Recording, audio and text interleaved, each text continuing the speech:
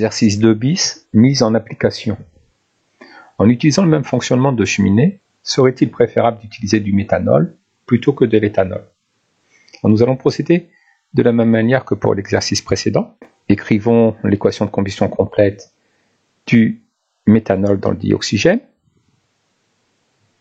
Attention ici, devant la formule du méthanol, nous avons un nombre stoichiométrique égal à 2. Pour calculer l'énergie molaire de réaction, il faut avoir comme nombre stoichiométrique devant le combustible 1. Divisons tous les nombres stoichiométriques par 2 et réécrivons l'équation.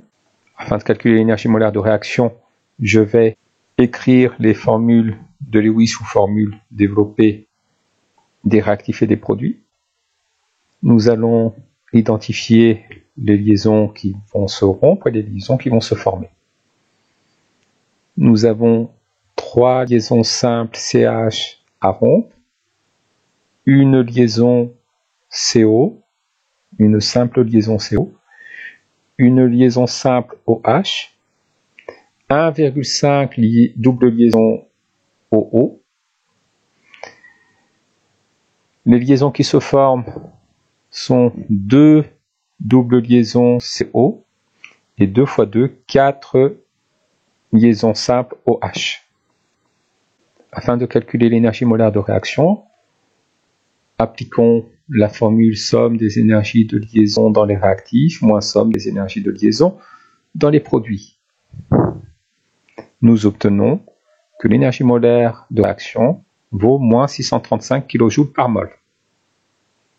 La cheminée peut contenir 45 centilitres de méthanol, soit 0,45 litres.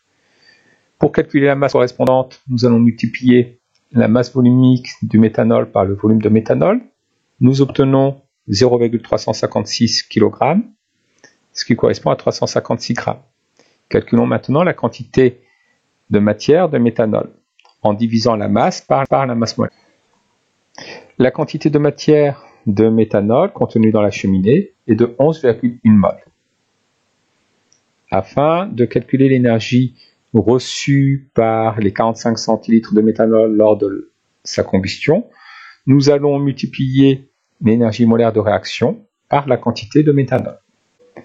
L'énergie reçue par le système chimique lors de la combustion de 45 centilitres de méthanol est donc de moins 7,1 fois 10 puissance 3 kJ ou moins 7,1 MJ. Cette énergie reçue étant négative, cela correspond à l'énergie libérée par le méthanol vers le milieu extérieur. La cheminée peut donc libérer une énergie totale de 7,1 MJ. En comparant avec l'exercice précédent, la cheminée au méthanol libère moins d'énergie que la cheminée à l'éthanol. Il n'est donc pas préférable d'utiliser le méthanol à la place de l'éthanol. Exercice 3, TNT, une combustion explosive.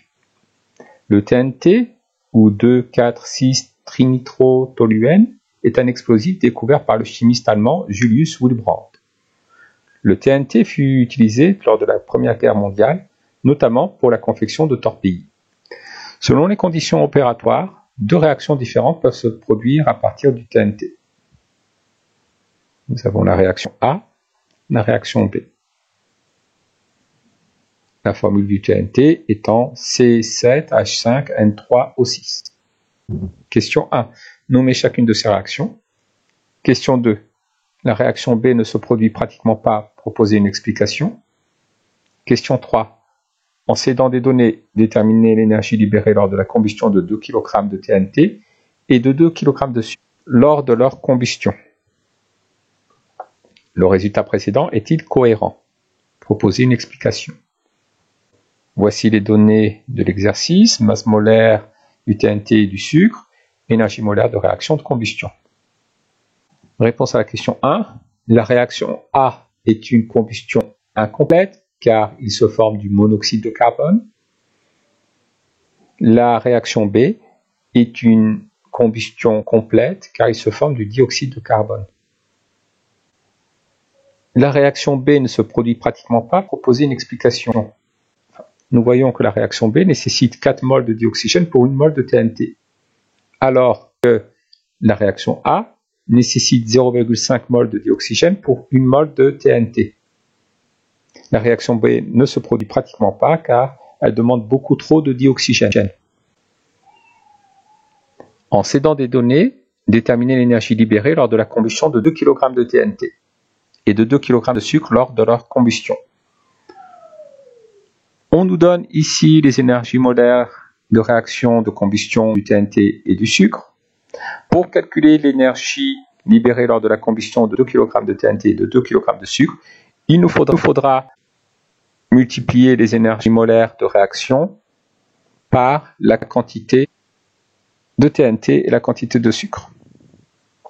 Attention, l'énergie molaire de réaction du TNT correspond à l'équation A à condition de diviser tous les nombres stoichiométriques par 2 pour avoir comme nombre stoichiométrique 1 devant la formule du TNT. L'énergie libérée lors de la combustion de 2 kg de TNT est opposée à l'énergie reçue. L'énergie reçue par le TNT lors de sa combustion est égale à la quantité de TNT multipliée par l'énergie molaire de réaction. La quantité de TNT se calcule en divisant la masse de TNT par la masse molaire de TNT. Nous obtenons une énergie libérée égale à 2,9 fois 10 puissance 1 mégajoule. Procédons de la même manière pour la combustion de 2 kg de sucre. L'énergie libérée lors de la combustion de 2 kg de sucre est égale à l'opposé de l'énergie reçue par le sucre lors de sa combustion. Cette énergie reçue s'obtient en multipliant la quantité de sucre par l'énergie molaire de réaction de combustion du sucre. On obtient 3,3 fois 10 puissance 1 mégajoule. Le résultat précédent est-il cohérent? Proposez une explication. Nous nous rendons compte qu'à masse égale, la combustion de sucre libère plus d'énergie que la combustion de TNT. En fait, la combustion du sucre est lente, alors que celle du TNT est immédiate. La combustion du sucre libère de l'énergie progressivement, alors que la combustion du TNT libère de façon instantanée, de façon immédiate, toute l'énergie. C'est ce qui explique les dégâts que peut provoquer la combustion du TNT. Le résultat précédent est assez surprenant car on s'aperçoit que pour une masse identique, le sucre libère plus d'énergie que le TNT. Cela est dû au fait que la combustion du sucre est lente. Elle libère progressivement de l'énergie, alors que la combustion du TNT est immédiate et elle libère instantanément de l'énergie. La libération instantanée d'énergie cause des dégâts importants, bien qu'à masse égale, la quantité d'énergie libérée par le TNT soit inférieure à celle que libère le sucre. Exercice 4, pouvoir calorifique du benzène. Le benzène, de formule brute C6H6, est un composé organique appartenant à la famille des aromatiques. Déterminer le pouvoir calorifique du benzène. On nous donne la masse molaire du benzène ainsi que les énergies de liaison. Dans un premier temps, nous allons déterminer l'équation de la réaction de combustion du benzène. Nous trouvons l'équation de combustion complète du benzène. Pour pouvoir calculer l'énergie molaire de réaction de combustion du benzène, il faut se rapporter à l'équation avec 1 comme nombre stoichiométrique devant le benzène. Donc on va diviser tous les nombres stoichiométriques par 2.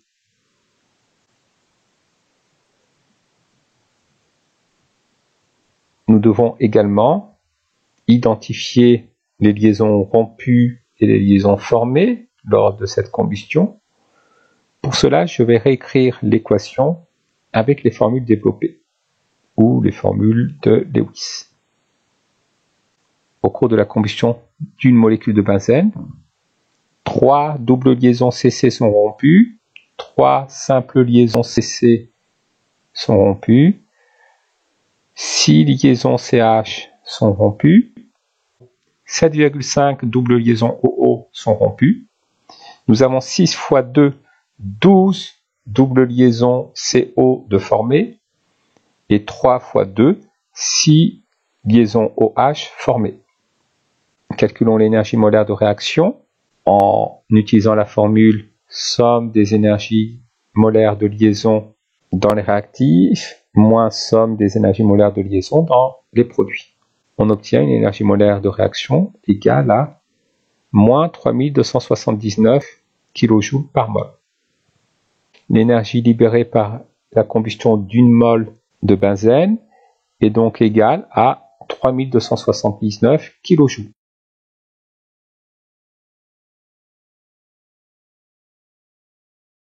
Afin de calculer le pouvoir calorifique, nous connaissons l'énergie molaire libérée, la masse molaire du benzène.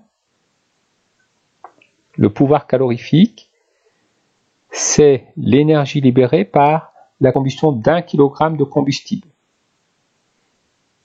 Pour pouvoir se ramener à l'énergie libérée par 1 kg de combustible, nous allons diviser l'énergie molaire libérée par la masse molaire du benzène. Des kilojoules par mol divisé par des kilogrammes par mol nous donnera des kilojoules par kilogramme. Le pouvoir calorifique du benzène est égal à l'énergie molaire libérée par le benzène divisé par la masse molaire du benzène. Nous obtenons un pouvoir calorifique de 42 mégajoules par kilogramme.